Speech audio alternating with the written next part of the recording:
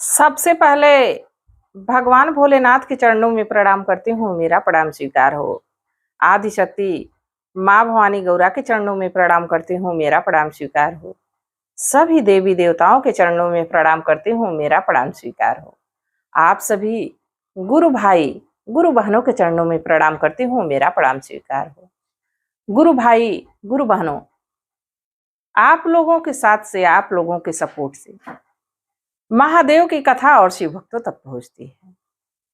आप लोगों की साथ की, आप लोगों की मदद की बहुत ज्यादा जरूरत है। जैसे मैं कथा कह के सुनाती हूँ, वैसे ही जब तक आप लोग शेयर नहीं करेंगे तब तक कथा और शिव भक्तों तक नहीं पहुंचेगी। तो आप लोगों से यही निवेदन है कि कथा को ज्यादा से ज्यादा शेयर किया करिए, ताकि महादेव की कथा और शिव भक्तों तक पहुंच सके। अगर जो आप लोग चैनल पे नए हैं तो सब्सक्राइब कर लीजिए, ताकि जो भी वीडियो पड़े, जो भी कहानी पड़े, वो आप लोगों तक आसानी से पहुंच जाए। कमेंट में महादेव का नाम जरूर लिखिए। महादेव का नाम लिखने से, बोलने से सारे कष्ट दूर हो जाते हैं, सारी परेशानी दूर हो जाती है। तो महादेव का नाम जरूर लिखा करिए। गुरु भाई गुरु बहनों, ये गुरु का नाम, भगवान का नाम, भगवान का सुमिरन हमको जन्म मरण से भी मुक्ति दिला सकता है। ये बार बार का पृथ्वी पे जन्म लेना और फिर मृत्यु होना, आते समय तो बड़ी खुशी मिलती है, पर इस लोक से जाते समय कितना कष्ट होता है लोगों को। जो जीव आ जाता है वो तो खुद जाना नहीं चाहता है, बाकी अगर जब वो चला जाता है तो उसको चाहने वाले लोग, उसके अपने लोग कितने कष्ट में, कितने पीड़ा में हो जाते हैं। तो भगवान का नाम ऐसा आधार है, ऐसा मार्ग है कि इस जीवन मरण से भी मुक्ति दिलाता है। तो महादेव का नाम ऐसा सुमरिए, ऐसा सुमिरन करिए कि हे प्रभु, हे शिव गुरु, सदा हमारे हाथों से कोई ऐसी गलती ना हो जिससे हम किसी संकट में पड़े। हम हमेशा देखिए, दया जब तक हम दूसरों पे नहीं करेंगे तब तक प्रभु कैसे हमारे पे दया करेंगे। पहले अपने मन में, अपने विचार में दया लाइए। आप दूसरों पे दया करेंगे तभी तो प्रभु आप पे भी दया करेंगे। और कथा जब भगवान की ही होने जा रही है, भगवान की कथा होती है, तो कथा को पूरा सुनना चाहिए। आधा अधूरा सुनने पे एक तो कोई ज्ञान प्राप्त नहीं होता है, दूसरा महादेव का अपमान होता है। तो कथा को पूरा सुनिएगा। देखिए, एक किसान थे। आप लोग किसान का नाम सुन के जान गए होंगे कि किसान कितनी कड़ी मेहनत करते हैं, कितना कड़ा परिश्रम करते हैं। धूप हो, छांव हो, ठंडी हो, बरसात हो, गर्मी हो, सभी मौसम में जाके खेतों में कड़ी मेहनत करते हैं, तब जाके अनाज उपजता है। और उसी में कोई अमीर होते हैं, कोई बहुत ही गरीब होते हैं। और जो अमीर होते हैं उनके खेतों में फसलें भी अच्छी होती हैं, क्योंकि उसमें खाद पानी समय से व्यवस्था होती है। मजदूर समय से लगा के बीज की बुआई करते हैं, समय से ट्रैक्टर से खेत जोता जाता है, समय से खेत में पानी चल जाता है, समय से खेत में खाद पड़ जाती है, तो फसल भी अच्छी होती है। बाकी गरीब व्यक्ति के लिए समय तो उनके पास रहता है पर साधन नहीं रहता है, तो इसलिए फसल भी कम हो पाती है। ऐसे ही एक किसान थे, थोड़ा सा खेत था, उसी में कड़ी मेहनत करते थे। बाकी खाद पानी के अभाव में फसल अच्छी नहीं हो पाती थी। हमेशा उन लोग को कभी भोजन मिल पाता था, कभी नहीं मिल पाता था। इसी तरह समय बीतता रहा और दोनों पति पत्नी शिव भक्त थे। दोनों पति पत्नी शिव भक्त थे। बाकी महादेव से उनको कोई शिकवा शिकायत नहीं रहती थी कि हे प्रभु, हम भूखों मर रहे हैं, आप और लोगों के खेतों में तो इतनी फसल ज्यादा देते हैं, हमारे खेत में फसल कम हो रही। वो कहते थे कि हे प्रभु, कर्म तो हम कर रहे हैं, फल तो आप ही देने वाले हैं, आपकी जैसी इच्छा। अगर जो आपकी इच्छा ऐसी ही है कि हमारा जीवन कष्ट में कटे, परेशानी में कटे, तो ये भी हमको कबूल है। वो लोग हमेशा खुश रह के जीने की कोशिश करते थे। गुरु बहना, गुरु भाई, जब खेती बाड़ी का समय समाप्त हो जाता था तो शिव चर्चा गांव में होता था, चाहे किसी के घर हो जाता था तो जरूर लोग जाते थे। एक दिन एक गुरु बहना के घर शिव चर्चा हो रहा था, तो गुरु भाई गुरु बहना कहे कि हम लोग भी शिव चर्चा में चलेंगे। दोनों लोग शिव चर्चा के लिए तैयार हो गए। अब गुरु बहना कहे कि ये बताइए कि ना हमारे पास रुपए पैसे हैं, न थोड़ा अनाज है कि कुछ भगवान के लिए भोग प्रसाद बना लूं, क्या लेके चला जाएगा शिव चर्चा में? तो किसान कहे कि देखो भाग्यवान, जब हमारे पास कुछ है ही नहीं, हम भोजन किए ही नहीं हैं, तो अब क्या बताएं कि क्या भगवान को चढ़ाया जाएगा, क्या लेके चला जाएगा? चलो बेलपत्र, पुष्प, भांग धतूरा तोड़ लेते हैं और लेके चलते हैं। दोनों पति पत्नी बड़ी श्रद्धा से गए, बेलपत्र तोड़े, धतूरे का फल तोड़े, इसके बाद भांग लिए। भांग का पत्ता भी उनके सभी भी था, उनके घर के पास था। भांग का पत्ता तोड़े, सब कुछ एक दोने में बना लिए और लेके चले गए। शिव चर्चा में पहुंचे तो देखिए, जो अमीर लोग गरीबों का अनादर करते हैं, वक्त का कोई नहीं जान पाता है कि वक्त कब रंक को राजा बना दे और कब राजा को रंक बना दे, ये कोई नहीं जानता है। गुरु भाई गुरु बहन, समय का चक्र ऐसा चलता है, भगवान का चक्र ऐसा चलता है, तो कहिए कि अपने भक्तों को कभी निराश नहीं करते हैं, अपने शिष्यों को कभी निराश नहीं करते हैं। अब जब वो लोग शिव चर्चा में पहुंचे तो कुछ गुरु भाई कुछ गुरु बहन कहे कि जब आते हैं सब तो खाली हाथ चले आते हैं, कभी प्रसाद लेके नहीं आते। अब प्रसाद इन लोगों को थोड़ा ज्यादा ही चाहिए, इनको चाहिए, इनके बच्चों को चाहिए, प्रसाद इनको भरपूर चाहिए। और देखो तो चढ़ावे में बेलपत्र भांग धतूरा लेके आए हैं। आज प्रसाद में यही तुमको मिलेगा, आज प्रसाद में तुमको कोई प्रसाद नहीं मिलने वाली, खीर नहीं मिलने वाली है, लाई दाना नहीं मिलने वाला है तुमको। आज प्रसाद में ये भांग धतूरे की पत्ती ही मिलेगी। गुरु भैया और गुरु बहना जो किसान थे, मुस्कुराते हुए बैठ गए, कहे जैसी शिव की मर्जी, जैसी प्रभु की मर्जी। अगर जो आप लोग भांग धतूरे का ही प्रसाद हमको दे देंगे तो जब भगवान हमारे उससे प्रसन्न रहते हैं तो हम भी उसी को लेके चले जाएंगे। अब गुरु भाई बड़ा सुंदर सुंदर चर्चा करते थे, बड़ा सुंदर सुंदर भजन गाते थे। दोनों पति पत्नी मिलके खूब सुंदर सुंदर भजन सुनाए, खूब सुंदर सुंदर भगवान की चर्चा सुनाए। अब धीरे धीरे शिव चर्चा समाप्त हुआ, आरती हो गई। जब प्रसाद बंटने लगा तो जिसके घर शिव चर्चा हो रहा था वो व्यक्ति कहा कि देखो किसान को देना नहीं प्रसाद, वो रोज यही परख गया है कि रोज लेके आता है भांग धतूरे और बेलपत्र लेके चला आता है, वही चढ़ा देता है, प्रसाद खुद ज्यादा लेके चला जाता है। हमको तो लगता है इसी प्रसाद खा के ही इन सबों का जीवन बीतता है। आज प्रसाद देना नहीं, वो जो लेके आया था, जो चढ़ाया था वही उठाओ और वही दे दो। एक गुरु बहना उठी, भगवान के पास चढ़ा हुआ था भांग धतूरे का, बेल का पत्ता, सब उठाएं और एक पेपर में लपेटी और गुरु भैया गुरु बहना को दे दी। वो लोग भगवान की प्रसाद को माथे लगाए और लेके वहां से चल दिए। बड़े मगन में चले। ये भी नहीं है कि कष्ट है कि क्यों हमको इस तरह लोग किए हैं, क्यों हमको भगवान के चरणों में चढ़ाया गया, जो भांग धतूरा है वो हमको दिए हैं, जो खाने योग्य नहीं।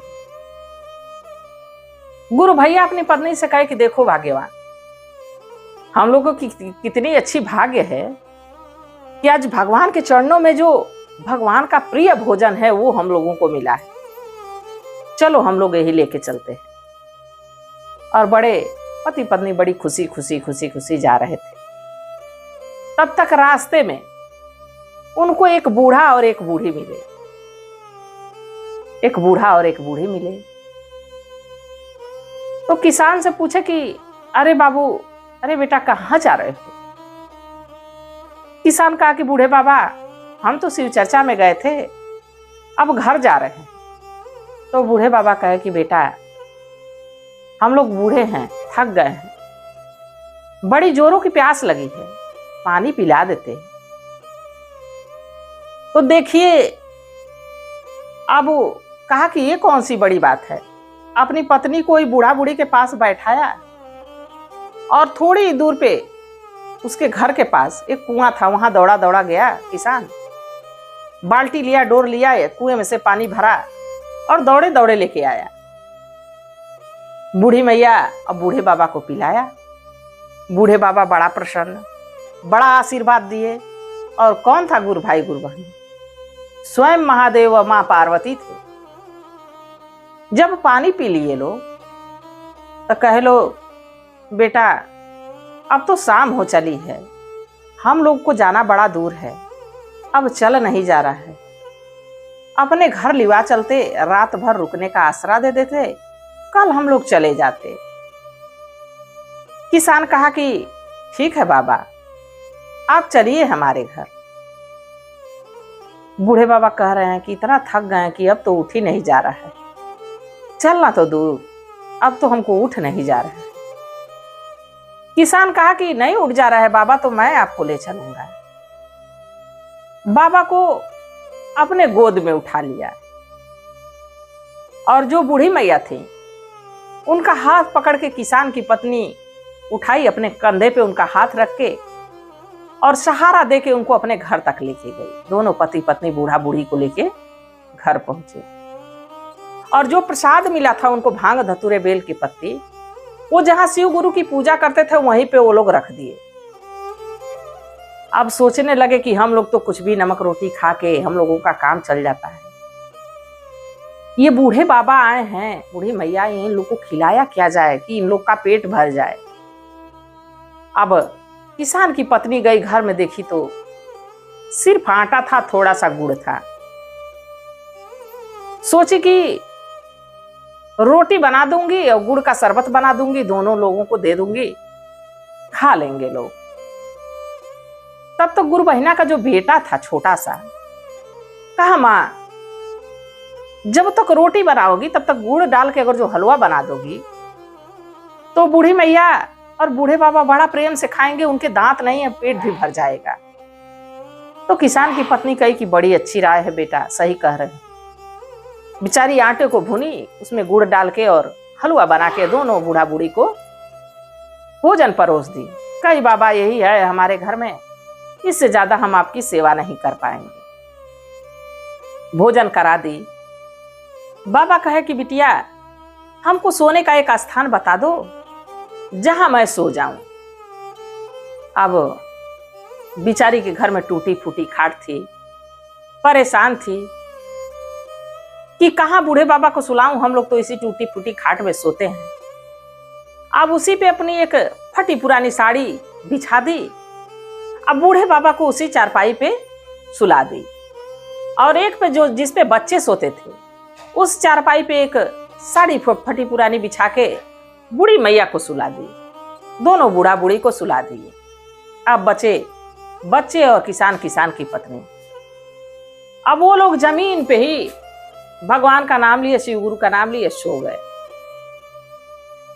अब धीरे धीरे रात्रि बीतने लगी और जैसे ही रात कुछ गई, महादेव अब इस परीक्षा से भी उन सबों से उनको शांति नहीं मिली। सोचे कि थोड़ी और परीक्षा ले ली जाए। सुच्चा नाग गेहुआन उनके घर में घूमने लगा। जब नाग घूमने लगा, बच्चों के ऊपर से जाने लगा। किसान की पत्नी की नींद खुल गई। अरे कहां से नाग आ गया, कहां से नाग आ गया। बूढ़े बाबा बूढ़ी माँ सोए हुए हैं। किसान की पत्नी अब लगी महादेव से दया मांगने की, हे महादेव, हे शिव गुरु, आप अपने नाग को आधी रात में छोड़ दिए हैं। आप देखे हैं कि हमारे घर पे अतिथि आए हुए हैं, बूढ़ा बूढ़ी आए हुए हैं, अगर जो उनको ये नाग डस लेगा, उनको कुछ हो जाएगा, तो लोग यही सोचेंगे कि ये सब गरीब थे, बूढ़ा बूढ़ी के पास जरूर कोई धन रहा होगा, इसलिए धन के लालच में ये लोग बूढ़ा बूढ़ी को मार दिए हैं। तो बहुत भारी कलंक लगेगा हे महादेव। अब थोड़ी देर महादेव से लगी दया मांगने, लगी महादेव को गोहराने, लगी महादेव को मनाने। कुछ देर में नाग देवता चले गए। अब सुबह हुई, बूढ़े बाबा कहे बिटिया अब तो सुबह हो गई, अब हम लोग जाना चाहते हैं। तो कही कि नहीं नहीं बाबा, अभी नहीं जा सकते, आप लोग अभी रुकिए, हम स्नान ध्यान कर लेते हैं, भगवान की पूजा कर लेते हैं, कुछ बना देते हैं, आप लोग खा लीजिए, इसके बाद जाइएगा। जाते में समय लगेगा, रास्ते में भूख लग जाएगी। देखिए संस्कार। बाबा कहे कि ठीक है बिटिया। अब दोनों पति पत्नी कुएं पे गए, पानी भर भर के बाल्टी में ले आके रखे। पहले बूढ़े बाबा को नहलाए, फिर बूढ़ी मैया को नहलाए, फिर दोनों नहाए। फिर थोड़ा आटा बचा के रखी थी, उसी आटे की रोटी बनाई। रोटी बना के और पुष्प, बेलपत्र, भांग, धतूर सब अपना लाई और शिव गुरु के चरणों में चढ़ा दी। जहां पूजा पाठ करती थी वहां ले जाके चढ़ा दी। जब वहां चढ़ाई तो देखिए इधर जो बूढ़ा बूढ़ी बैठे थे, उनके पास भी वो भांग, धतूर और बेलपत्र, पुष्प सब कुछ पड़ा है। चढ़ा के आई तो देखी कि इन लोगों के पास भी बेल पत्र है, पुष्प है, फूल है, सब कुछ है, भांग धतूरा है। तो सोची कि लग रहा है बूढ़े बाबा बूढ़ी मैया भी शिव भक्त हैं, ये भी लोग चढ़ाना चाहते हैं इसलिए लाए। तो बूढ़े बाबा कहे कि बिटिया अब हमको चलना चाहिए। किसान की पत्नी कही कि बाबा कुछ भोजन कर लीजिए, इसके बाद जाइए। अब गई उस भोजन को लाने जो महादेव के चरणों में रोटी को चढ़ाई थी। किसान की पत्नी गई लाने। इतने में देख रही कि जो कल प्रसाद लेके आई थी, पेपर में रखा था पूजा के पास जहां पूजा करती थी, उसमें से देख रही है कि धतूरा, इतना बड़ा सोने का टुकड़ा गिर रहा है, मतलब गोल सा सोना गिर रहा है। तो कही कि अरे इसमें तो पेपर में मैं भांग धतूरा रखी थी, इसमें से कैसा ये धतूरा सोना का बन के गिर रहा है। पेपर खोल के देख रही है तो जो बेलपत्र था वो खूब ढेर सारा रुपया पैसा बन गया है। जो भांग थी वो हीरा मोती जवाहरात बन गया है, सब कुछ प्रसाद। फिर इसके बाद कही कि ये तो प्रभु की लीला है, ये शिव गुरु की लीला है। भाग के आई अपने पति से बताने। तब तक देखी कि वहां बूढ़े बाबा बूढ़ी मैया है ही नहीं, अंतर ध्यान हो चुके हैं। जब देखी चारों तरफ अपने घर में खोजने लगी, बूढ़े बाबा बूढ़ी मैया नहीं थी। अपने पति से कही कि महादेव हम लोग के साथ आए, हम लोग के पास आए और हम लोग जान भी नहीं पाए। तो गुरु भाई, गुरु बहनों, देखिए उस गरीब को कैसे महादेव दर्शन दिए और वो जान नहीं पाए। अब जब इतना धन हो गया, इतना धन हो गया, तो किसान कहे कि ऐसा है भाग्यवान कि महादेव की चर्चा हम लोग को करानी चाहिए। भगवान आए, हम लोग जान भी नहीं पाए, हम लोग उनका सेवा भाव भी नहीं कर पाए। पत्नी कही कि हम लोग सेवा तो कर दिए हैं, उसका फल भगवान हमको दे के चले गए। खूब भव्य शिव चर्चा कराए, महादेव के खूब बढ़िया जागरण कराए, पूरे गांव वाले लोगों को बुलाए, सबको बताए कि महादेव की ऐसी कृपा हुई। भगवान की जय जयकार होने लगी और जो उनसे घृणा करते थे वो भी अब उनसे प्रेम करने लगे। देखिए जब धन हमारे पास नहीं रहता है, पैसा रुपया नहीं रहता है, तो रिश्ते भी हमसे दूर हो जाते हैं। जुड़ जाते हैं सारे रिश्ते जब पास पैसा होता है, जुड़ जाते हैं सब रिश्ते जब पास पैसा होता है, और टूट जाते हैं वो रिश्ते गरीबी में जो सबसे खास होते हैं। गुरु भाई गुरु बहनों, देखिए अब उनके पास धन दौलत हो गया तो रिश्तेदार भी हो गए, पास पड़ोस के लोग भी अपने पास हो गए, कल कोई पूछता नहीं था। तो सब महादेव की कृपा है, कब उनकी नजर इस पे बन जाए। सच्चे हृदय से उनको अपना गुरु बनाए रहिए, सच्चे हृदय से उनके शरण में रहिए, जरूर एक ना एक दिन उनकी दया होगी, उनकी कृपा होगी। गुरु भाई गुरु बहनों, आप लोगों को कथा कैसी लगी जरूर बताइएगा। मैं भी महादेव से प्रार्थना करती हूँ कि हे भोलेनाथ, हे शिव गुरु, सभी भक्तों पे, सभी शिव शिष्यों पे अपनी दया दृष्टि बनाए रखिएगा। इसी कामना के साथ हर हर महादेव।